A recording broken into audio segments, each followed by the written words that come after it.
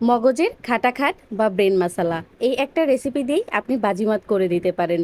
আর এই একটা রেসিপি সাদা ভাত থেকে শুরু করে পোলাও, রুটি, পরোটা কিংবা লুচির সাথে খেতে খুবই সুস্বাদু লাগে। মগজের খাটাখাট তৈরি করার জন্য এখানে আমি একটা আস্ত মগজ নিয়ে নিয়েছি। এরপর এটাকে ভালো করে পরিষ্কার করে নিয়েছি।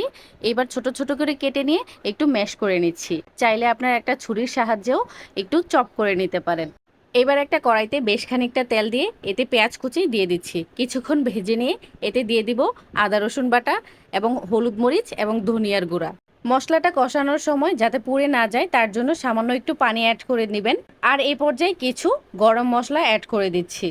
আর মগজের এই খাটাখাটটা রান্না করার জন্য খুব বেশি মশলার প্রয়োজন হয় না, কিন্তু পরিমাণে মশলাটা একটু বেশি ব্যবহার করতে হয়।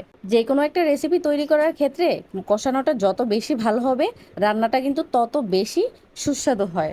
স্বাদ মতন লবণ দিয়ে আবারও সব কিছু একসাথে কিছু সময়ের জন্য কষিয়ে নিব। উপর থেকে যখন তেল ছেড়ে আসবে এ পর্যায়ে আরও কিছুটা পানি অ্যাড করে দিব, যাতে করে মগজটা খুব ভালোভাবে সিদ্ধ হয়। সবশেষ চিড়ে রাখা কয়েকটা কাঁচামরিচ এবং ভাজা জিরার গুঁড়া কিছুটা দিয়ে দিব। এরপর ঢাকনা দিয়ে ঢেকে আরও কিছু সময়ের জন্য রান্না করে নিব। যখন পানিটা একদম টেনে আসবে, একদম মাখা মাখা হয়ে আসবে, এই পর্যায়ে বুঝতে হবে মগজের খাটাখাট বা ব্রেন মশালা পরিবেশনের জন্য একদমই রেডি। আমার আজকের রেসিপি যদি আপনাদের ভালো লেগে থাকে অবশ্যই লাইক, কমেন্ট, শেয়ার দিয়ে পাশে থাকবেন। আল্লাহ হাফেজ, আসসালামু আলাইকুম।